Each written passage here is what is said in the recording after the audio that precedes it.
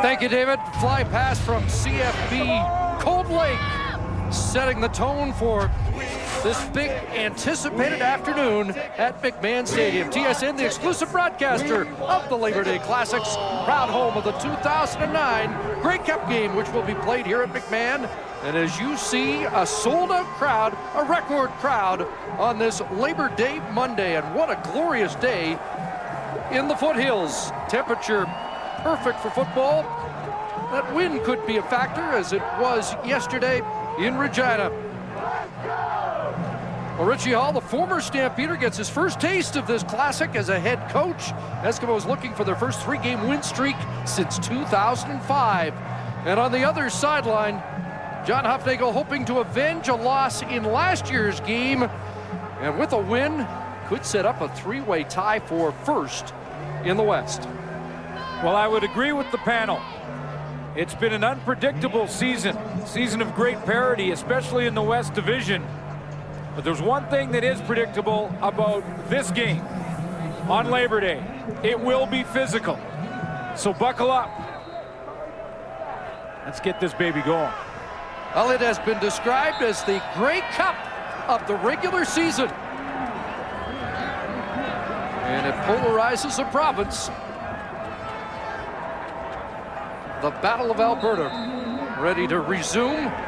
Second of four meetings as Prefontaine kicks it off.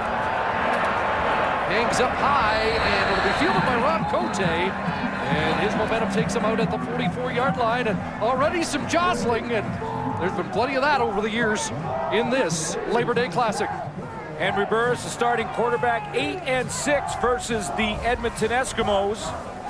In his 14 starts as a Calgary Stampeders, we'll have Joffrey Reynolds in the backfield. 300-yard games for Reynolds. There's the receiving core. Henry Burris relying big time on the two slotbacks, Nick Lewis and Jermaine Copeland, who leads with 8 touchdowns, and there's the O-line. Henry Burris passed for a season-high 479 yards. When they met on August 13th, he'll toss to Joffrey Reynolds left side. Oh, a big collision there as Reynolds spills across the 50-yard line. And we'll set that Eskimo defense for you. Well, they get Eric Taylor back in the defensive line. Starts things out. Kai Ellis has become the leader there. They also have Dario Romero with 4 sacks in the middle. There is Rod Davis in his third start at middle linebacker. Maurice Lloyd very close to returning, and they've had to shuffle the secondary. Jonte Buell was cut. Malvo and Williams play the halfbacks. Went no huddle on 2nd and 5. The pass behind Jermaine Copeland, a 2-and-out to start for the Stampeders. Well, you know this game will be intense. You know this game will be physical. And we should see some fireworks when you see Henry Burris coming off after their first series. And we'll get to see Ricky Ray coming on for the Edmonton Eskimos. Those are the two names on the marquee. Ricky Ray, Henry Burris. They put up big, big numbers. Tristan Jackson is back. He was a decisive factor in the first meeting. 195 return yards in the first meeting against Calgary as Burt Dales with the wind at his back. And this is Jason Goss up to the 28-yard line. 51-yard punt by Burke Dales. And here comes Ricky Ray, who directed 3 touchdown drives of over 70 yards in the win, the comeback win. 4 consecutive games over 300 yards passing for Ricky Ray. We'll have Archie Whitlock in the backfield with him. There's the 5 receiver pack. Fred Stamps, the leader of that group, 610 yards so far this season. And the offensive line with Aaron Fiacconi in at center and Kabongo and Koch at the guards. You mentioned 4 straight 300-yard games. He has 5 consecutive 300-yarders against Calgary. Archie Whitlock met rudely. Odell Willis and Devon Claybrooks in the middle.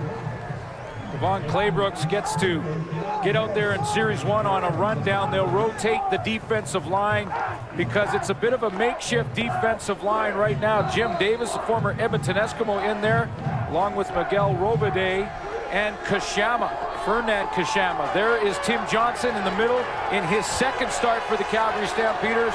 And the secondary, Brandon Browner, is a scratch and out. Starting lineup brought to you by Nissan, fan and proud sponsor of the CFL. And Ricky Ray delivers a strike on 2nd and long and converts to Maurice Mann.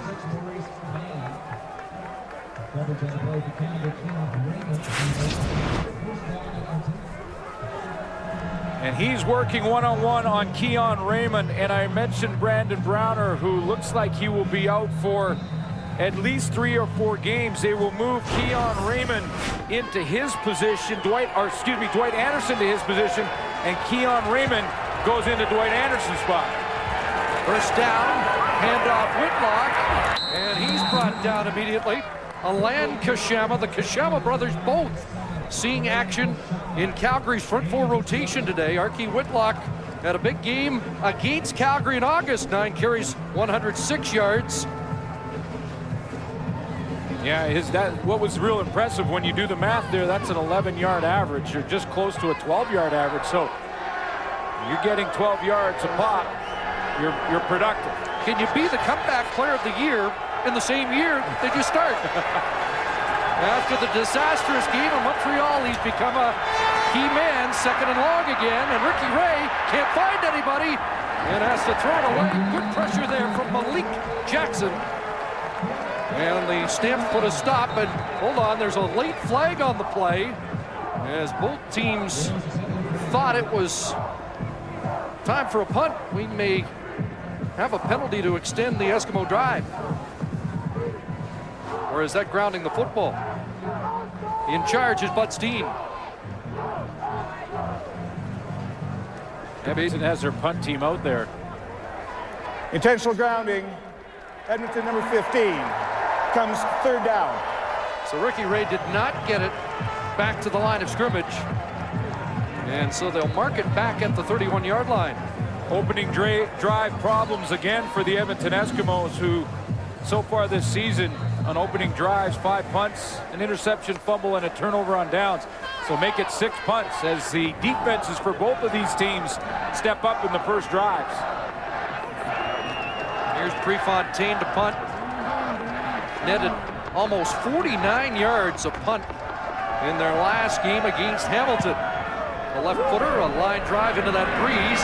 Titus Ryan ducked under the first wave and gets to midfield. So great field position for the Stamps when we come back.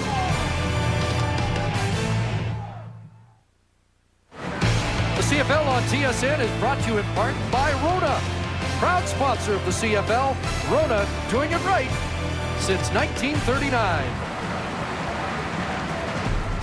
So the Stamps set up, wind at their back at midfield for their 2nd possession of this first quarter.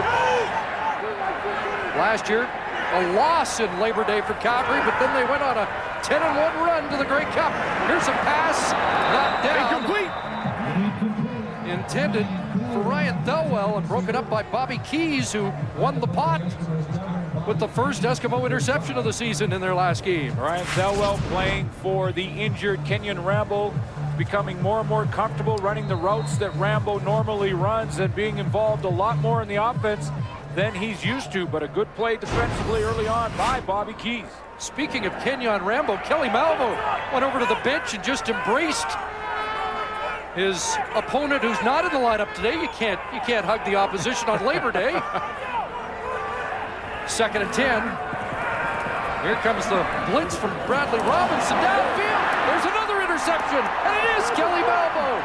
I guess if you're a nice guy, things come back and pay off for you. I think the intended target slipped on the play. And so the Eskimos, who waited 8 games for a pick, have an early one in Game 9. First interception of the year for Kelly Malvo, and now 3 3/4 for the suddenly hot Eskimo secondary. Jermaine Jackson is the intended receiver to the right of your screen, and we'll stop for you right there. You can see he goes down. He's running that post pattern. When he goes down like that, Kelly Malvo is in perfect position, catches the ball at its high point, and yeah, they've got 3 on the board. They come in bunches. Former Stampeder, 3 years with the Stamps back in 01 through 03. Archie Whitlock trying to establish a running game, sliding off the left side and just tripped up There's the newcomer, middle linebacker, Tim Johnson, who had 6 tackles in his CFL debut in Toronto. We are looking at the 2 guys on the marquee, Ricky Ray and Henry Burris. The defenses have stepped up so far, but you know one thing, these guys will be able to figure it out. 38-35 was the Week 7 final, and it was the guy who got the ball last. It happened to be number 15 for the Edmonton Eskimos, who hit Fred Stamps in that one. 2nd and 8. Flag down. Ray throws that one away. Andrew Nowacki on that far side of the field, the intended target. And the penalty being signaled against Edmonton. So over 1,000 yards last month in Edmonton. A slow offensive start so far. Major foul, chop block. Edmonton, number 51. 15-yard penalty, 3rd down. That's the center, Aaron Fiacone.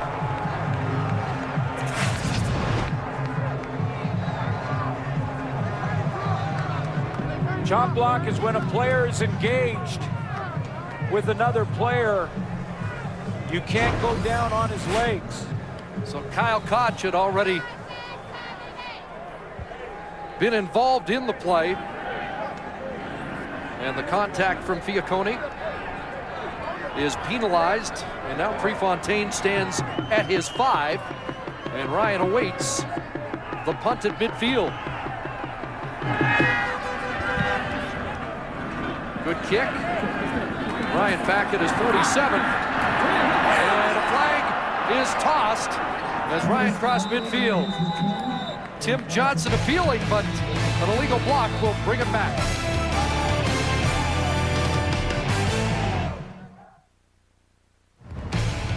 Closed captioning of the CFL on TSN is brought to you by Sport Check.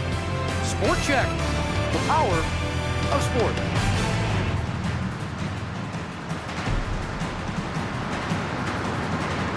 Great day in Calgary and the 200th meeting between the Alberta rivals. So far, the defenses have been stout. Still awaiting the first points. Joffrey Reynolds straight ahead. And Reynolds with a first down run across the 50-yard line. Yeah, we're seeing a little smash mouth football to start this game out. You know one thing, in a game like this on Labor Day, you get that physical play. The intensity turns up a notch, and usually when that happens, defenses often get off to a good start. They can fly around and make those big hits, but that's a nice run by Joffrey Reynolds right down the middle. 12 yards for the defending rush champion, who is currently 3rd running the football. There's the Thelwell, and Bobby Keys there to take down Ryan Thelwell. You know these 2 quarterbacks will start to figure things out. There's ways to take advantage of an aggressive defense as well, and that's with things like double moves. Last 6 games, I think what's most impressive about Burris is these numbers right here. Touchdowns 12, interceptions just 2. He's protecting the ball very, very well. And Chris, you mentioned Labor Day last year, the Edmonton Eskimos winning that game. Henry Burris, a lot of people don't remember, was injured early on. Did not play for over 3/4 of the Labor Day Classic a year ago. Turf toe, and then Dave Dickinson came in, and it's the last time we saw Dave Dickinson as a CFL quarterback as well. And they had to go to Barrick Neely. We've got an injured offensive lineman and a key one down. The senior member of the Stamps, Jeff Pilon, will get up and get to the bench under his own power. This was a year ago on Labor Day, and this was when Burris went down. Injured there. You mentioned a foot injury. Dave Dickinson came in, didn't last very long himself, and was gone. 6'2". Godfrey Ellis checks in at right tackle. 2nd and short. And straight ahead once again, Reynolds for a first down. 7 carries, 33 yards in the first meeting against Edmonton. Joffrey Reynolds is on pace for 1,200 yards, or just over it at 1,210 yards. Last week versus Toronto, he racked up his 3rd 100-yard rushing game of the 2009 season. So they're starting to establish Joffrey Reynolds early and often. Last week, they ran on first down 19 times, which isn't like them. They are running on first down here. And Reynolds crashes down to the 44. 6 years, a guy with experience, understands the intensity of this football game. Number 3 rush team against the number 3 run defense. That has not been the Eskimos' problem. The Eskimos has been vulnerable against the pass, ranking last. Can George Cortez exploit that this afternoon? From a heavy six. 2nd and 5. 5 receiver set. And looking for Copeland, who wins another battle. Jermaine Copeland, that's vintage stuff, working against Kelly Malvo. And all of a sudden, the Calgary Stampeders right down in that scoring zone, in the red zone, and that's where Jermaine Copeland has been the go-to guy for Burris. So they may just go right back to number 80, who makes an outstanding catch up over the top of Kelly Malvo. He torched the Eskimos back in August. 11 catches, 182 yards, and a pair of touchdowns. And he has been red hot of late, as those numbers will attest.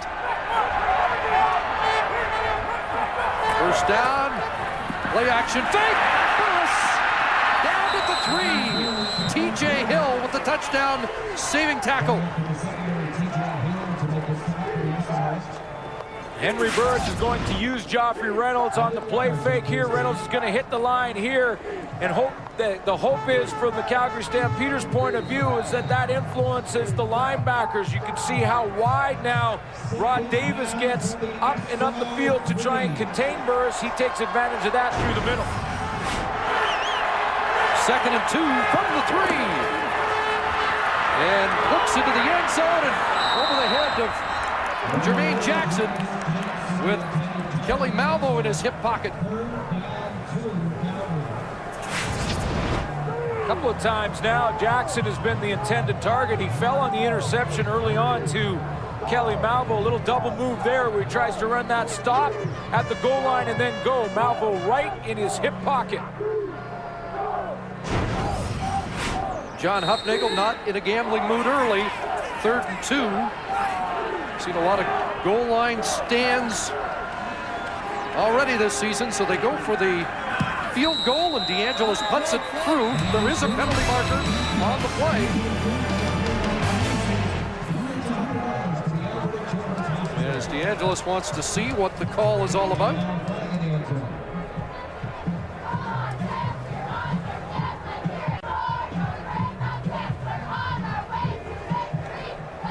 There's no infraction on the play. We have a field goal. So, Calgary strikes first in the Labor Day Classic. Key figure not in the lineup for Calgary, Brandon Browner. With more, let's join Jermaine Franklin. Thanks, Chris. Brandon Browner isn't just a big loss to the Stampeders defense. He's also a big loss to their special teams as well. Browner is the gunner. He's the first man down in coverage, and the Stampeders had auditions all week to see who would take his place. That man was Ronnie Amati, and he has very big shoes to fill. Now, special teams coordinator Craig Dickinson said it's especially a huge job when you have Tristan Jackson as the returner, and the one thing they don't want Jackson to do is return the ball while moving forward on the run. That is a key. Here's the guy all the Stamps have to stop today, Tristan Jackson. And a late flag as he crosses the 25-yard line, and John Cornish, first man down the field. And that's one thing that's often, not talked about very often, is the fact that your starters also play in the CFL. Edmonton, number 77. It's a 10-yard penalty. It's first down. Greg Whalen out of the University of Alberta called. Your starters are also playing on the teams. Brendan Browner. Well, that's not a good sign either for the Edmonton Eskimos, as Tristan Jackson limps off. Take a look at him and we'll get an update on his health. But Brandon Browner, one of the best special teams cover men in the league. So that's going to be a huge void to fill. Deep start. Eskimos at their 15. Under 5 minutes to go, first quarter. Maurice Mann Again, working against Keon Raymond. Malik Jackson in on the tackle. Raymond on that hot spot. Browner on the corner. Let's go back, Chris, and take a look at the injury here to Tristan Jackson, because this guy has been a key for the Edmonton Eskimos. They have come from behind a bunch, and when they do, it's usually because Tristan Jackson has provided field position on a big return. Looked like Cornish grabbed that leg as they went down and maybe twisted a bit. Yeah, that happens on just about every tackle on Labor Day, doesn't it? 2nd and 5. Ray, Kamal Peterson, and he bounced off the contact to Dwight Anderson and should have the first down. The former Calgary Stampeder, Kamal Peterson. You're absolutely right on that. On Labor Day, you don't just tackle, you hit. And on Labor Day, you play not to the whistle, but to the echo of the whistle. A little bit extra. Conjures up images of Alondra Johnson meeting Blake Marshall head-to-head in the hole. I mean, over the years, there have been so many great moments in this game. Funny how a lot of the players reminiscing brought up the Ed Hervey helmet swinging from 2003. Yeah. As they had a brawl on the sidelines. And a couple of chain links short of a first down because of this hit.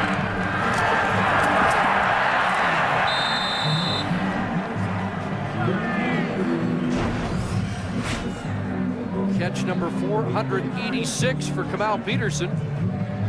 Well, as an athlete, it's the games you want to be in, and it's really what sports are all about. A packed house, tons of emotion, lots on the line. Bring it on. 3rd and short. Tim Johnson and the defense trying to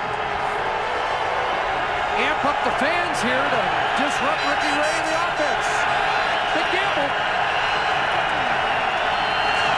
Ray plunges, didn't need much, and he got it. Behind Fiacone, Patrick Kabongo and Kyle Koch. Boy, he juggled that football too on the snap. It looked like he almost fumbled the ball. That's why it's always risky, and even more of a risk when you're down in your own end. Even though you're inside of a yard, you have to take that exchange from center, and it has to be smooth. That ball bounced around in the arms of Ricky Ray. He did get that good push. Yikes. If you're an Edmonton fan, you were holding your breath there. And judging from where they spotted the ball, he didn't get it by much. Erky Whitlock, and there's no hole. Whitlock pulled down right at the line of scrimmage. Devon Claybrooks brought in, 2nd game for Claybrooks, the former Alouette, to help stiffen the run defense of Calgary. Yeah, and you mentioned Tim Johnson, another guy who's been brought in to help to do that. He had 6 tackles in his first game against Toronto. This is still something that I know that Calgary fans are a little concerned with. They did improve, you see, last week versus the Argonauts, just 19 yards, but they only had 7 carries. Prior to that, the teams were having success running the ball. The jury's still out on this defense in the run game. 2nd and 10. Pressure.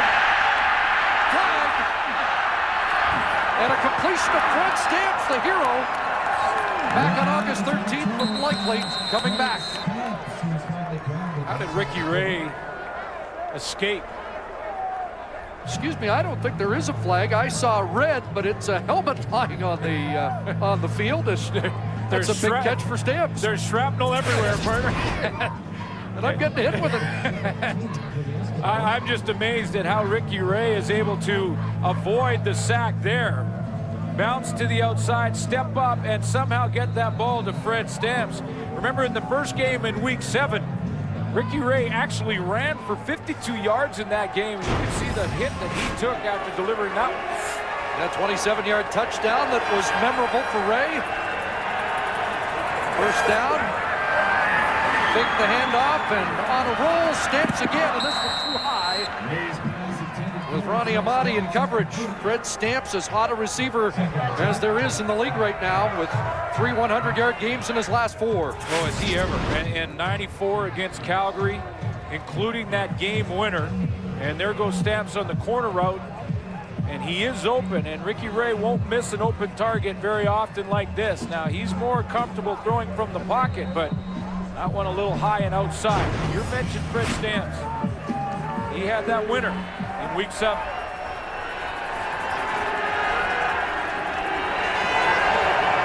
Second and 10 from the 42. Empty backfield.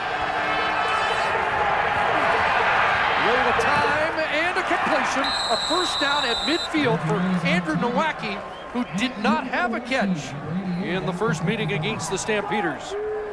Pretty good time provided for Ricky Ray, though. He was able to go from one side of the formation all the way across in his progression of reads. The defense, you could see, he started to his right, worked his way back to the opposite side, and there was Nowacki, who opens up in the hole in his own defense. Pretty good protection up front for Ray on that play. Heavy 6. This could be the final play of the opening quarter. First and 10, and Whitlock tries the left side, and there's just nothing open as he's brought down by Fernand Kashama, the younger brother of the Kashama brothers in the game on Calgary's defense. End of one quarter in the Labor Day Classic.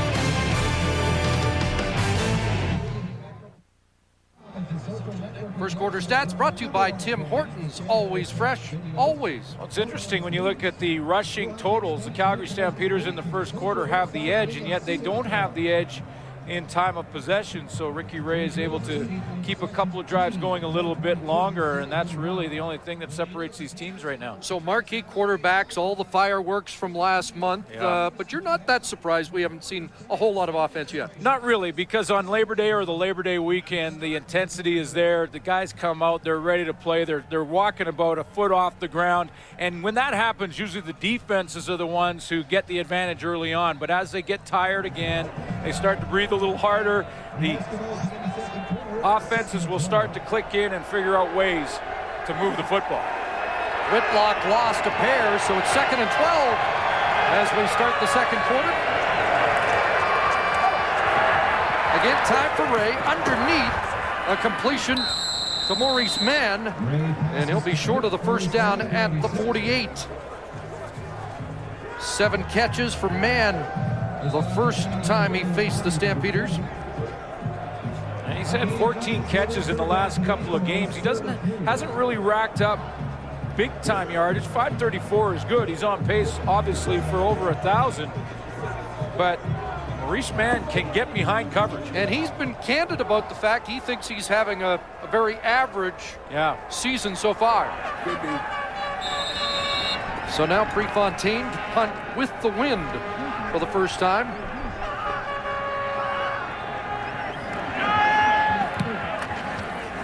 And that's a line drive. It'll bounce down inside the 15, and it's a perfect place punt down around the 10-yard line. Well, we've seen Jermaine Copeland make a big catch already in this game, and he has become a very important man again in the Calgary offense. Jermaine and Henry have great chemistry, especially down in that green zone area, and they made it work so far this year. But Jermaine is a veteran. I mean, he's a professional. He understands the game. He knows the little things that can help him be successful, and Henry has a lot of confidence in him. In the absence of Kenyon Rambo, Copeland has become so critical. Here's Joffrey Reynolds testing the heart of that Eskimo defense for short yardage.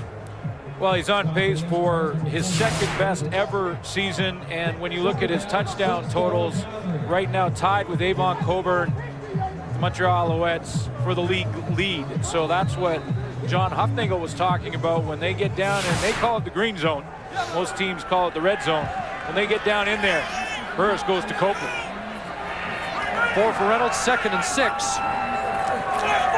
Quick hitter, Ryan Thorwell's got it. Breaks 2 tackles. Across the 40, the man who has the Labor Day receiving record, 199 yards back in 2007, has a big first down for Calgary. Well, this transition has taken a couple of games, but it's really starting to work out well. When Kenyon Rambo was injured against the BC Lions, the Calgary Stampeders tried Titus Ryan, the newcomer, out there in Kenyon Rambo's position, but he was a little uncomfortable with it, being so early on in his career. Ryan Thelwell settling in nicely. Worth reminding folks, Kenyon Rambo out for the year with an ACL, was the leading receiver. Look out. Nick Lewis has a catch. Looked like he was really going to get popped there by Kelly Malvo.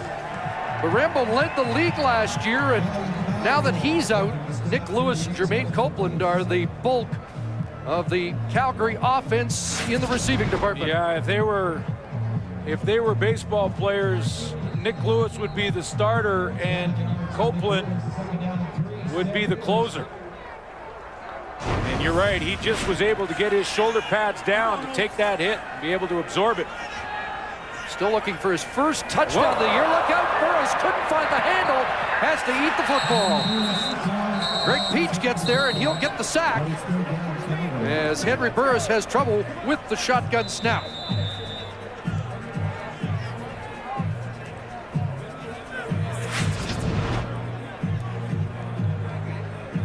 Like Henry Burris has just let that one slip through his fingers. The quarterback wants that shotgun snap up high around the shoulder pad level, and that's where it was.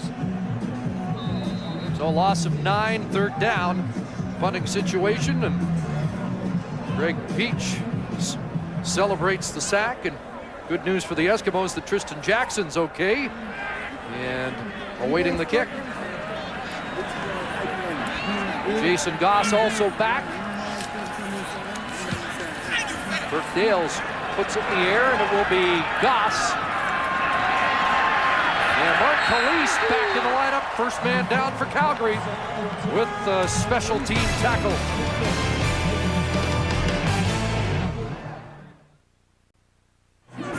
3-0 Stampeders. Let's check back in with Jermaine Franklin. Thanks, Chris. Joining me is Dave Jamieson, Director of Marketing and Communications for the Edmonton Eskimos. Now, I have to say it's quite the atmosphere with a record crowd here in Labor Day, Dave. What can we expect in Edmonton in just a few days? Well, I'll tell you what, our fans have actually challenged themselves to beat the Stampeders on the field and beat them in the stands. We're sitting at 37,000 tickets already for the game on Friday. And, of course, as many people know, we've had our largest single game attendance in Eskimo history at the Labor Day rematch. So we're looking for that on Friday night.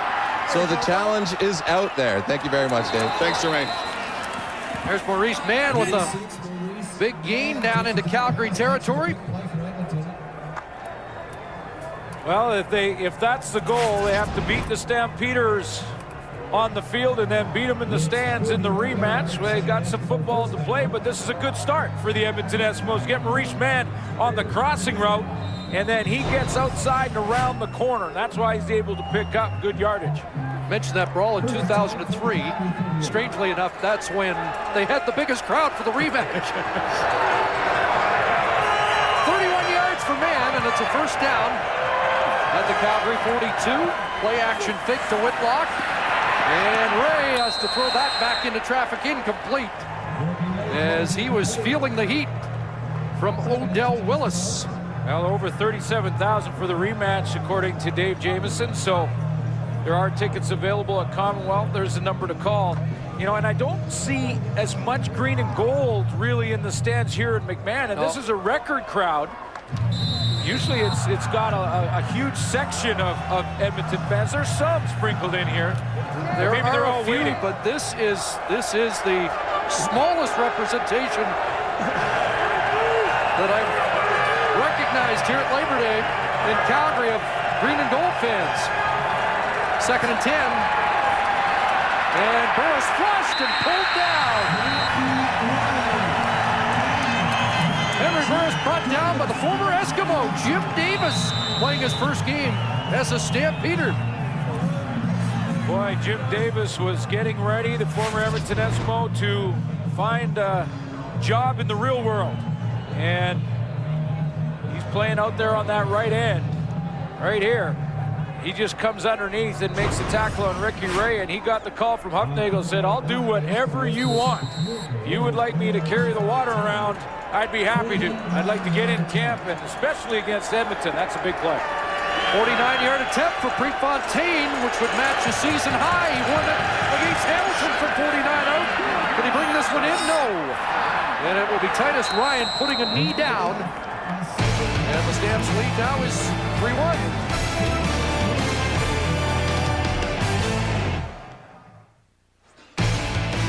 CFL on TSN is brought to you in part by Molson Canadian.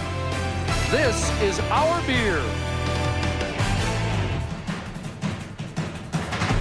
What a beautiful day here in the foothills. We're in the second quarter. It's a 3-1 Calgary lead. It's the 8th time in 9 games this year that the Edmonton Eskimos have surrendered the first points of the game. So they're in familiar turf, although they'd like to change it. Again, Joffrey Reynolds and Dario Romero hanging on to make sure he doesn't get too far with help from Greg Peach. The Calgary Stampeders right now are running the ball quite successfully, but you know they'll start to attack this secondary that's been shuffled around a little bit. I mentioned on the introductions that Jonte Buell has been released. Lenny Williams comes in for him, and you saw Kelly Malvo as well, who it seems like early on in this game has been picked on a little bit, and they moved Bobby Keys out to corner as part of the shuffle. 2nd and 6. Eskimos showed blitz, but drop out. Burris a pump, takes off, and he will be caught from behind, and looks like he's going to come up about a yard short. Depending on the spot. Might be a decision here for John Huffnagel. Trying to figure out exactly how close it is. And it looks like he will get the measurement to buy him a little more time. You see that early on, just like that game in Mosaic Stadium yesterday. Henry Burris not hook sliding in situations like this. Well, they don't get the measurement because it is clearly a full yard away, but they stay on the field. And Burris with the push behind the youngster Tim O'Neill, out of the University of Calgary, a former Edmonton Eskimo draft choice. And he's got the first down. First start for Tim O'Neill, 3rd in a row for Rob Lazio at center, and it does show great confidence in the young Tim O'Neill, and I say young in experience as a starter on the O-line for Henry Burris to follow him in a crucial play like that, because that was a full yard. 6'2". Victoria, BC native. Helps get a fresh set of downs for Calgary. Back in the hands of Reynolds. And Joffrey Reynolds with another good run on first down for Calgary. Yeah, it was, and he goes off the left side, and it looks like Jesse Newman and Ben Archibald are now really starting to pick up their games as well. These two guys here to the left side are going to step out and make those nice blocks. Starts number 65, Ben Archibald, who hooks the corner, hooks the edge, so it gets Joffrey Reynolds to the outside, and it gets him down and into the secondary, and there's Newman's block. Reynolds already more yards than he got against the Eskimos back on August 13th. He has 43 in the game. Burris now, open man, Copeland brings it down. Little tight row back for a few more.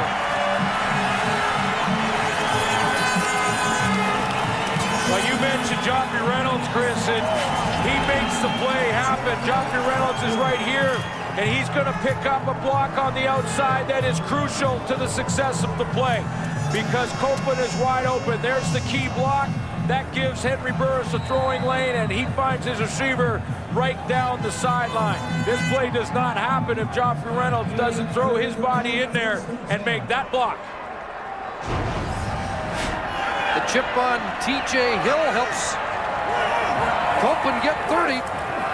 Burris back to the air, crosser, Burrow, flag down, and Burrow dropped it to 6.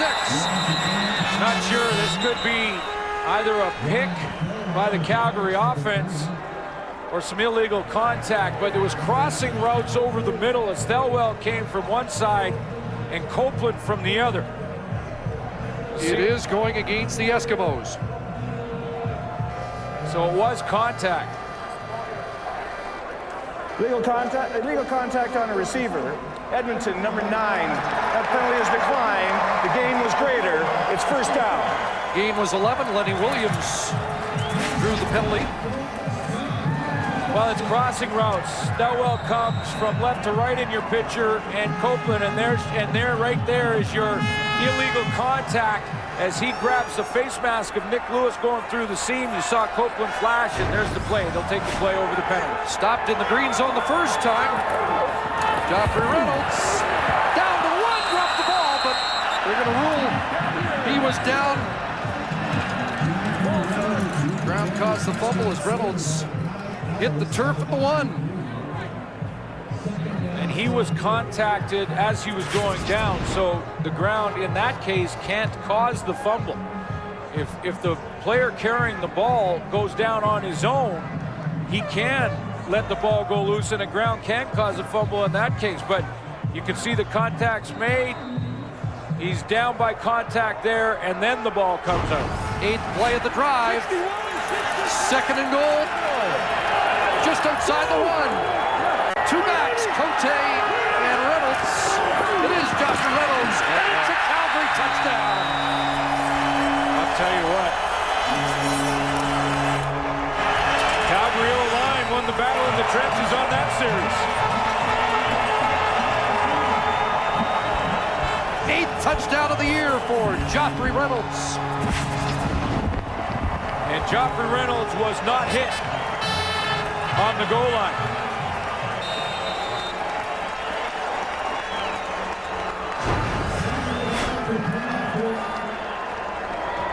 Impressive drive for the Stamps.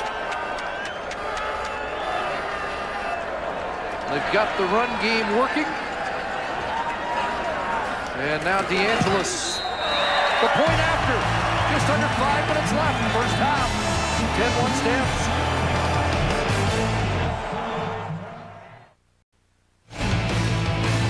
Closed captioning of the CFL on TSN is brought to you by Sport Check. Sport Check, the power of sport.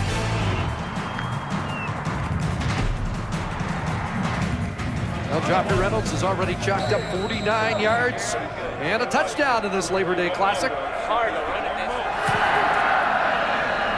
DeAngelis sends it downfield. Ricky Whitlock and Kristen Jackson. A little malfunction at the junction.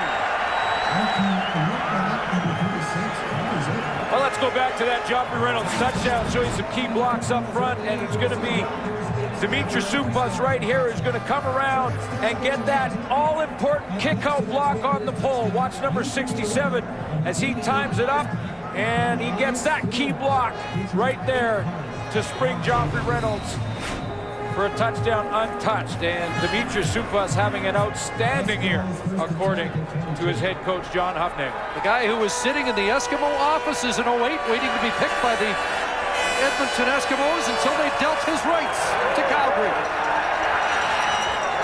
Ricky Whitlock into the backfield, and Tim Johnson, Malik Jackson are there. Well, Dimitri Supas has been a very important acquisition for John Huffnagel Stamps. Dimitri Supas is having an outstanding year again. He's a very hard-working offensive lineman, strong, athletic. He's understanding the CFL game better, and his play is showing it. John Huffnagel's crew drafted Supas 2nd, Jesse Newman 3rd in 08, and both looking good here in Calgary tonight. As a pass for Maurice Mann on the sidelines is complete for first down up at the 35-yard line, as Maurice Mann has 5 catches working against Keon Raymond on the corner. Important for Ricky Ray now to try and answer, even with a field goal here. Be important for the Edmonton Eskimos in hostile territory here at McMahon Stadium. You don't want the Calgary Stampeders to start to build on momentum. That was a solid drive by Calgary. See what the answer is from Ricky Ray. In their first meeting of the year, the Eskimos did not lead until there was less than 4 minutes to go. Crosser, and there's Peterson taking the short release, and he's dropped at the 41-yard line. Defensive coordinator for the Calgary Stampeders, Chris Jones, has had his hands full this season without question, especially facing this Edmonton receiving core here this evening. He's got lots to deal with. He's had struggles with their run defense. He feels like he's starting to fix that area. This is a good receiving core in Edmonton. Alan Kashama checks in on defense, and here's Kyle Peterson with another catch and another Edmonton first down. as Ricky Ray tries to construct the drive. 11 for Peterson, and the 3-minute warning given to the benches.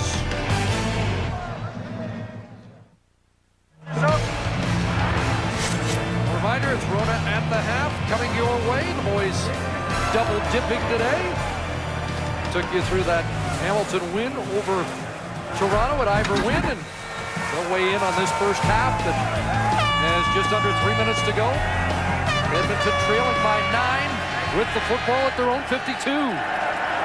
First and 10. 5 receivers set, and then dumping it off to the back. Archie Whitlock drops the ball. Who's got it? Looks like the Stamps do. It is Calgary football.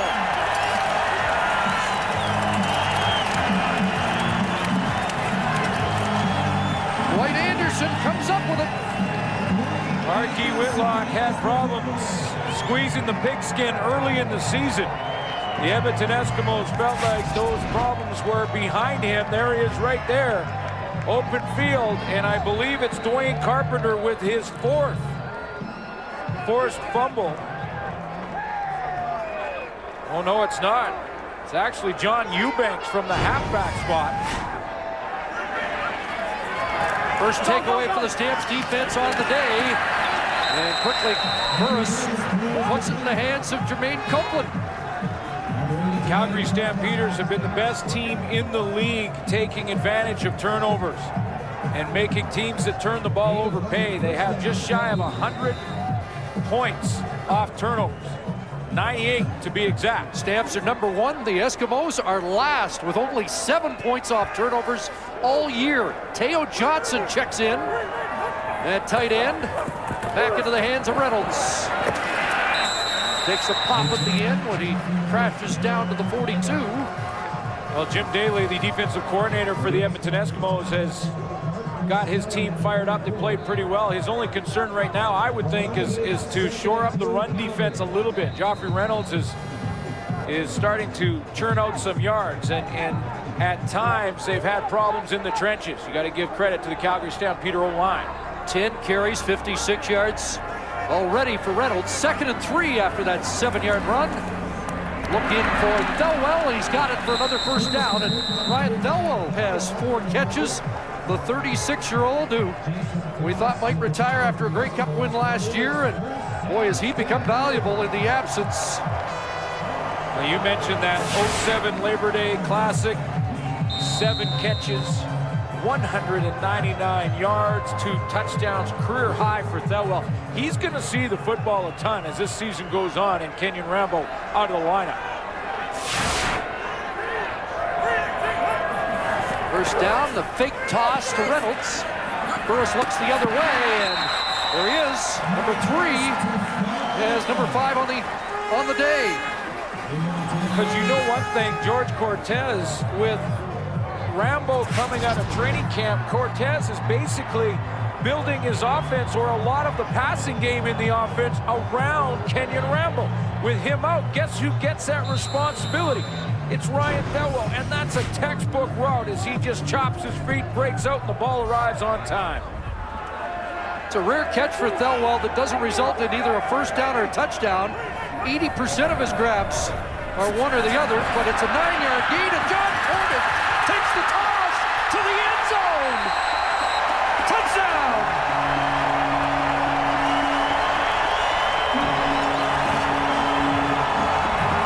Joffrey Reynolds isn't the only running threat in Calgary. And Joffrey Reynolds is the decoy here. Joffrey Reynolds right in front here. He's going to be the decoy and go this direction, and Cornish out and around the edge. I love the play called by George Cortez. There's the fake quick pitch to Cornish, and he'll make one miss in the open field and then sprint to pay dirt. Mark Rostelli couldn't reach him. Elliot Richardson got there a little too late. 29-yard touchdown run for John Cornish. And with 1:29 to go in this first half, the Stamps out to a 16-point lead. Well, that's a nice formation for the Calgary Stampeders, and with that play, be surprised to see that type of formation more, not only as this game goes on, but as the season goes on. Play both those players in the backfield. John Cornish has that great speed as he outruns the angle there from Greg Peach. And if you have Joffrey Reynolds, sorry, Chris, you know the defense has got to flow to him first. Over 1,400 yards as a tailback at Kansas, a BC product who has the potential to do in Calgary what Calvin McCarty's been doing in Edmonton. Third touchdown of the year for John Cornish. Here we go, let's go, Mark. You think this emotional game for these players? I think he's enjoying that. How about that reaction? Yeah. Good work, guys. Well, the Eskimos have 89 seconds to change the complexion of this game. And there's a guy on the field who can do that. He's got the ball, but dropped it. And does he get back on it? I think Graham Bell fighting for it. Did he save it for Edmonton or not? It is Edmonton football. And the Eskimos are going to have to regroup soon. Tristan Jackson just charged that football. And I know he wants to catch it in the air because if he can set up a return, and he's actually taken advantage of returns like this when he's caught the ball in the dead fly.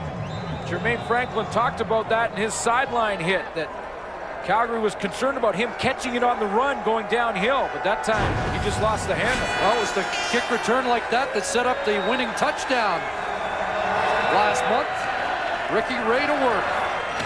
And Fred Stamps has a catch, steps out short of the first down.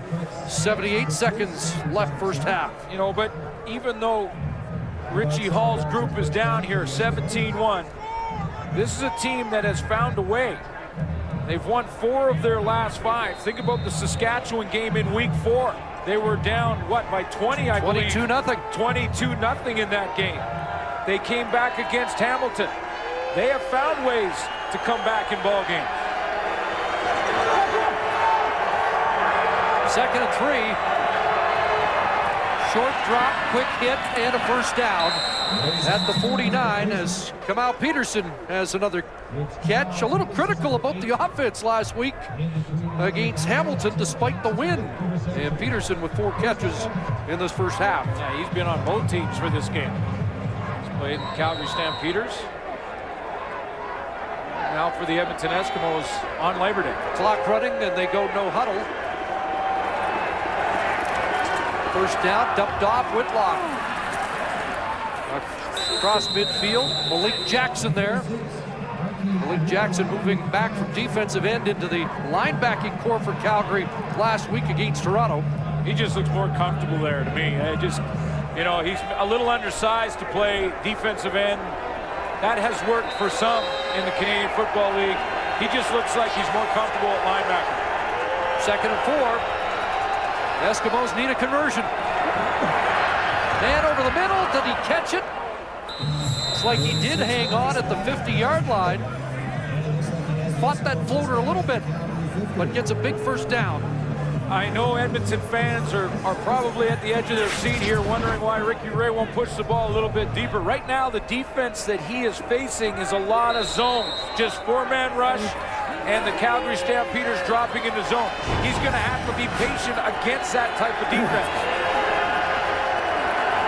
5 receivers again. Whitlock releases, and they dump it off to Whitlock, and he is up into John Eubanks in his 2nd game. Makes another tackle. Has a forced fumble in this first half.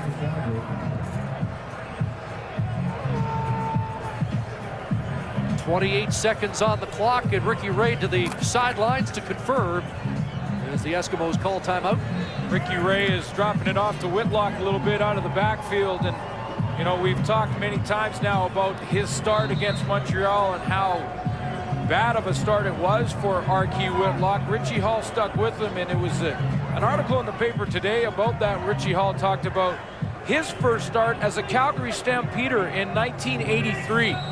and he got absolutely torched by Mervyn Fernandez of the BC Lions. In fact, called his mother and said, "Mom, I'm coming home, I'll be released." No question. The Stamp stuck with him, and he learned that and gave Whitlock the same opportunity. Probably found out Mervyn Fernandez did that to every deep back. A pump and open is Fred Stamps. Another big second down conversion for Ricky Ray. This a critical drive for the Eskimos to get back in it before the half. And he's got to manage the clock now. He's got 22 seconds.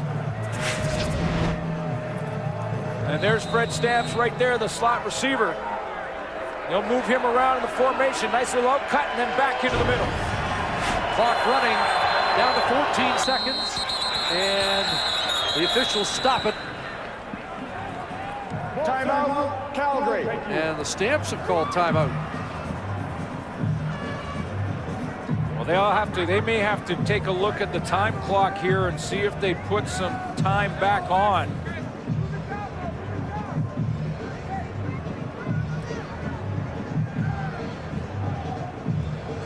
Won't be the first time they've reset the clock this weekend. Well, I was going to say they don't want to have a time clock controversy twice in the same weekend, but it gives Ricky Ray a chance to talk, and that's exactly what Richie Hall was discussing with the officials. They want to make sure the clock is set properly. Every second very valuable here because they might get another offensive play before having to send a field goal unit out. 11 straight completions for Ricky Ray.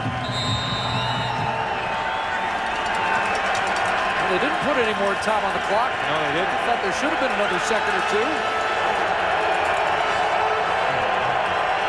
First down. Nobody home, so he's got to dump it off. And Whitlock trying to get out of bounds. And they're going to rule him out at the 21. He's going to have to take the field goal now. Got 4 seconds to go. And no time for one more play. No, I don't. That's way too big a risk to try and go for the end zone here. You don't get it, you lose your opportunity. And this said the field goal unit out. This is a chip shot for Noel Prefontaine, who is 10 for 10 on the road in 2009. At 8 straight end. And has missed another. 2 misses for Prefontaine. He was perfect on the road coming in, and all of a sudden the wheels have come off. That'll be tough to swallow. And it's 17-2 after 30 minutes of the Labor Day Classic.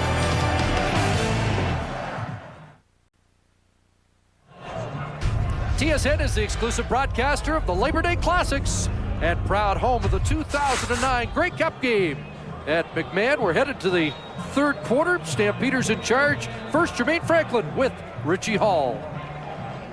Coach Hall, you've been in these situations before. How do the comeback wins in the past of this season help you coming into this second half? Well, they just believe, but they have a lot of confidence, but you got to go out there and do it. We're our own worst enemies out there. I give Calgary credit, but at the same time, we're not helping ourselves out. But in order for us to come back, we got to step up, make plays, and protect the football. When it comes to the offense, is it just a matter of finishing? Yeah, we got to finish drives, we got to finish tackles, we got to take care of the football. It's not simple, fundamental football. Thank you very much, Coach. Thank you.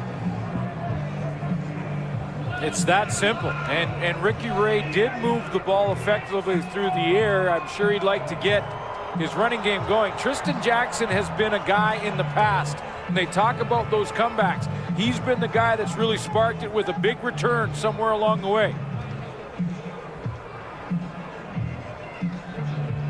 Had to be a sour taste, though, to end the first half with a drive that looked like it was going to put some points on the board to cut into the lead, and they settle for one on a missed Prefontaine field goal, 1 of 2 for the usually reliable place kicker in that opening half. So away we go, second half. And Titus Ryan will field this at his 18-yard line. And up across the 40 for Titus Ryan.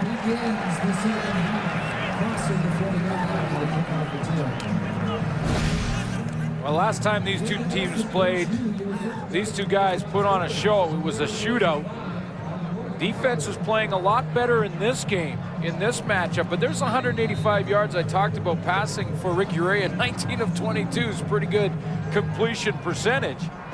Yeah, it doesn't look like a 17-2 score when you compare those numbers, but the only number that counts is the one that has Calgary up by 15, and Joffrey Reynolds, a big reason for that is he heads across the 45 to the 46. And Henry Burris doesn't want to hear about that either, because he threw for 479 in week 7 and lost. And you go, wow. I mean, what more do you have to do? Just shy of 500 yards passing and not win the game. 519 total yards of offense for Calgary. That's the most by any team in the league this year, and it wasn't enough. 2nd and 6. And Burrow steps up and dives forward to get the first down. Well, with all the talk about these two quarterbacks, both were asked leading up to the game what attribute the other guy had that they'd like to have, and Ricky Ray said, I'd like to have his running ability and his ability to extend the play, and of course his strong arm. So Ricky Ray said about Burris. Burris said, I'd like to have his height to be able to see over the line of scrimmage. Here's the toss, and Reynolds to midfield. Kelly Malvo is there. I think everybody agrees who the top 3 quarterbacks are in this league, and certainly number 1 has more mobility than the other 2. Yeah, that's a dimension that he brings that Anthony Calvillo in Montreal and Ricky Ray really doesn't, although I did mention that Ray did have 52 yards rushing in week 7 against Calgary and that 27-yard touchdown, but he's a pocket passer. 2nd and 9. Here comes pressure. And Burris is dropped. Kai Ellis gets there. The ball popped loose. And it looks like Jesse Newman gets back to save it. The left guard for the Stampeders got the football back. Well, Jesse Newman missed training camp and got off to a slow start because of it. And there was actually some concern here in Calgary. And he has really, over the last couple of games, started to play a lot better and really saves the day. Because that was instant field position. Although that's what you could call 38 too in Yes, certain returns. He's got a few nicknames. 38 Special, Trismo, in honor of the greatest return man in CFL history. Could use one of those gizmo-like returns here, but they're not going to get it. Jawan Simpson knocks him out of bounds.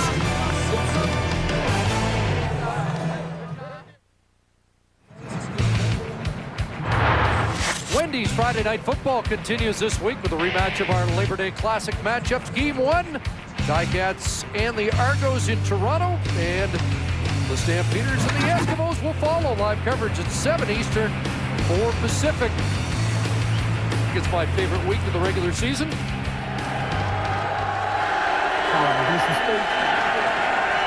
Eskimos start at the 24. Ricky Ray's had a hot hand. On a roll. Nobody open though, and he'll just run close to a first down stick. Matt Dunnigan did make the point in our pregame show today. This guy is a very underrated runner. I wouldn't put him in Hank's class, but over 2,000 yards in his career, and he was great against Calgary with 52 yards in the first meeting. And you could argue that Anthony Calvillo in Montreal is an underrated runner as well, because he's got the capabilities of extending a play like Ricky Ray can, and you saw a little of that running ability on that last one, but not known as runners. And you look back in history, Ricky Ray's career when he's retired, you'll think of him as an accurate pocket passer. 2nd and inches, do you take a shot because you're down by 15? No, you don't. You get the first down. Yeah. Go back to business. You know, it's interesting, the Edmonton Eskimos right now are having to be patient with their offense. You know, when teams play against Calgary, I think offensively they look forward to taking some shots deep because of the man-to-man coverage they often get. But with Brandon Browner out of the lineup for the Calgary Stampeders, their #1 shutdown corner guy, they've moved Dwight Anderson, as we mentioned earlier, to Browner's spot. on the short side or the boundary corner. And then they put Keon Raymond in Anderson's spot. So with those changes in the secondary, Calgary's now playing a lot more zone defense. First down at the 35. Fake to Whitlock, and here's Kamal Peterson with a first down. Check that Jason Moss is in at quarterback. And Ricky Ray, we're told, lost a contact on that run to the sideline. So Jason Moss in at quarterback. And maybe fitting his first win as an Edmonton Eskimo starter was in the 2001 Labor Day Classic. So this a temporary stint for Moss. Whitlock, and finally a surge beyond the line of scrimmage on a run by Archie Whitlock. That's a small run, Chris, but it's a big one in my mind because it shows you what Archie Whitlock's capable of. And Ray will come back on now and take over. But he was caught for about a 4-yard loss there, and Whitlock made the first guy miss, picked up positive yardage to get Ricky Ray now coming back off the bench into second and short or second and medium. Is 9 yards on the ground against a defense that has been widely criticized for their run defense this year. Whitlock, and that ball incomplete. Had trouble with that pass, and a tough day for number 36. He really fought that one. You know, it was just a tiny little toss there from Ricky Ray, and he really didn't put anything on it. He just tried to sort of caress it into him, and looked like Whitlock stumbled a little bit, lost his balance, and then as he was going down, couldn't get the handle of the football. He wasn't going to get the first down anyway. He was down there and would have been touched.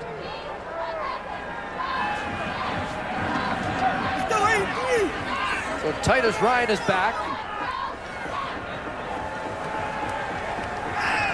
And Prefontaine looking to pin. And a bad line drive kick, and Ryan's going to get the no yards. And at the 25, and they'll march it up 5.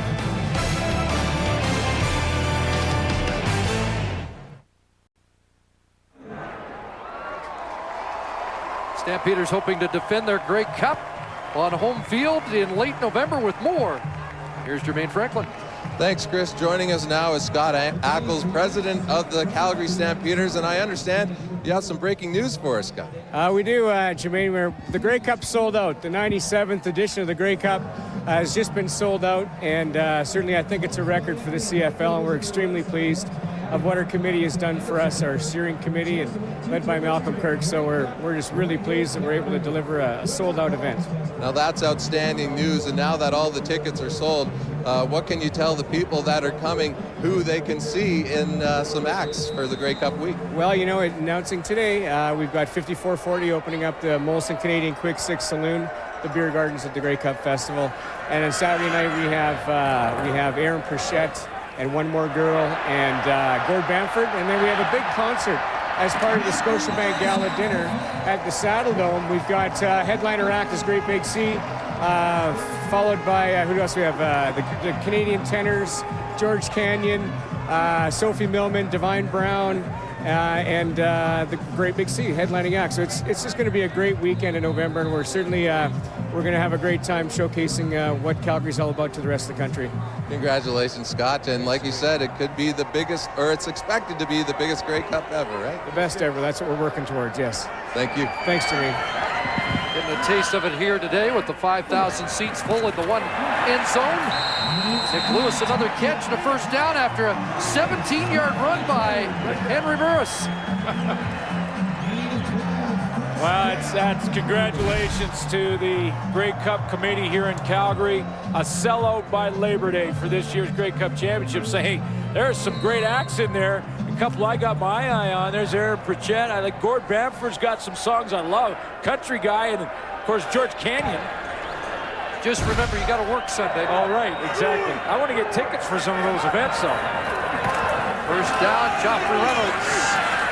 Game tackled at the 48-yard line, maybe 3. Aaron Pritchett, by the way, his big hit right now is "Let's Get Rowdy," which is almost perfect for this matchup.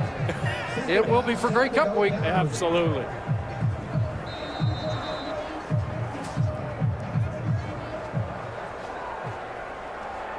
Burris and the Stamps trying to drop the hammer down here. 15-point lead, looking for more. Halfway through the third quarter. 2nd and 7. Here comes the blitz. Got it away, and Joffrey Reynolds open road ahead. Dropped by Bobby Keys at the 10. 38 yards for Joffrey Reynolds. Timing is everything when you're blitzing from the safety position. And Elliot Richardson tries to disguise way too long. He comes from too deep. And when he does, he allows Burris the time to get it out there to a wide open Joffrey Reynolds. And he eats up a ton of yards.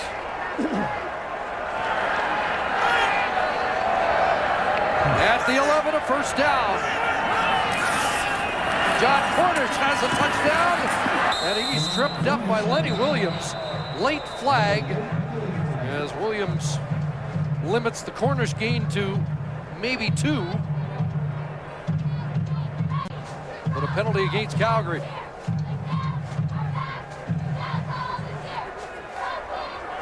Holding. Calgary number 62. 10-yard penalty.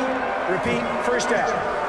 Just the second penalty against the Stamps in the game. A team that's second last in, or second most in penalties so far this season. Yeah, it was really a different story. Edmonton, the best team in the league when it comes to the penalty department, and Calgary Stampeders is the 7th ranked team, which is not good. So 1st and 20 from the 21. And Henry looking into the end zone.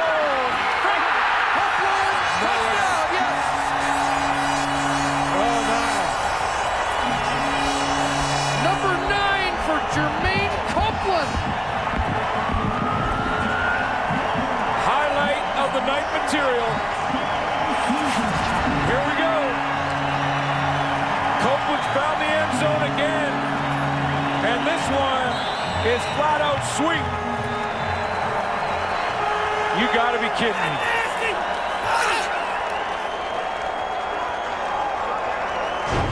We have talked about the big window that Jermaine Copeland can catch the ball in.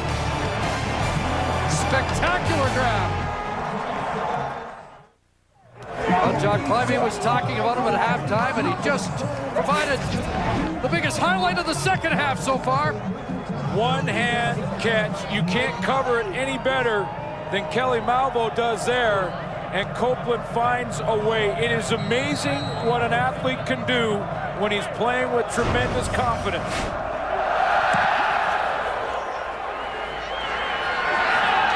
24-2. Marquis Whitlock on the return, and he is dropped by Mark Caliste. Let's grow! And Jermaine Copeland, Chris, is eating up the Edmonton Eskimos. And that's how hot he is right now. 182 yards in week 7. Look at the reaction of the practice roster guys. Like, yeah, baby, that was sweet. Henry Burris has thrown 137 touchdown passes as a Stampeder, and 37 of them have gone to Jermaine Copeland. You throw it anywhere in his area code, he's coming down with it.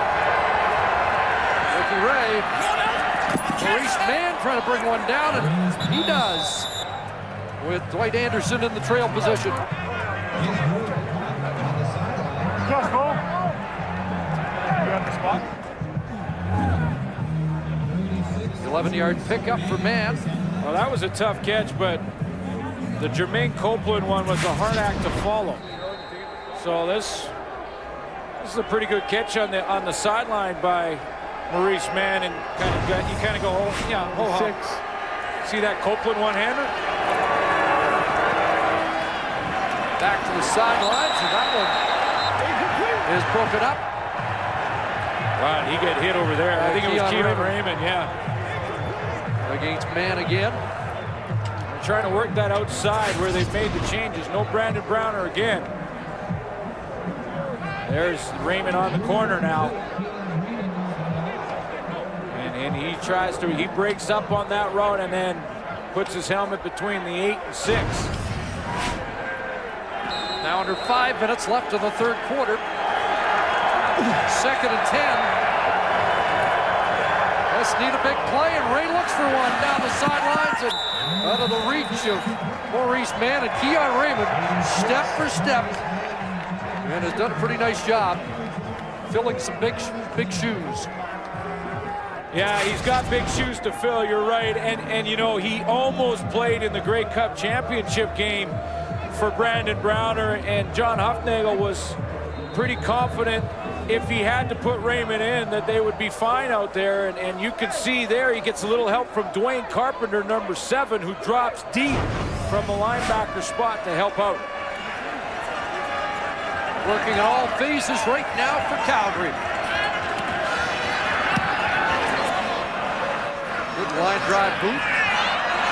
Ryan, little stumble, and he's tracked down short of the 30-yard line. Kitwana Jones the tackle.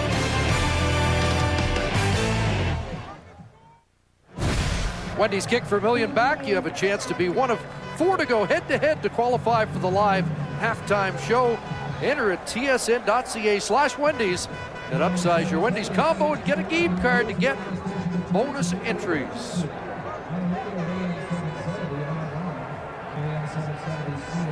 How do you think you'd fare there? You good on the 20 and the 30? I'm the old straight on. Oh, you're maybe it's a good thing. Range. Maybe it's a good thing that we can't participate.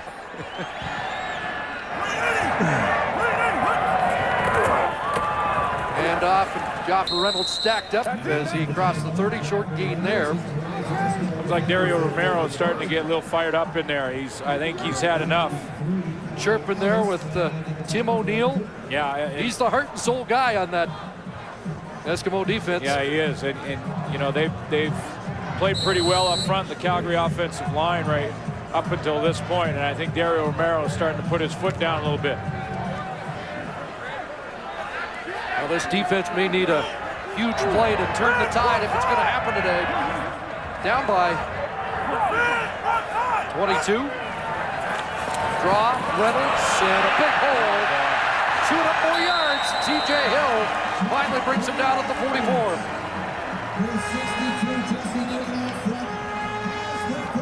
Needed one block there, and Demetrius Suplas is a guy who's going to deliver, number 67. He's right here, and he's going to come out and he's going to block on Kitwana Jones. Steps up right there in front of your screen. He gets that kick out block. You needed that first block to give you a chance, and Suplas provided it. 14 yards for Reynolds, and back again, driving to the 50, Kai Ellis, who started his career in Calgary as the tackle.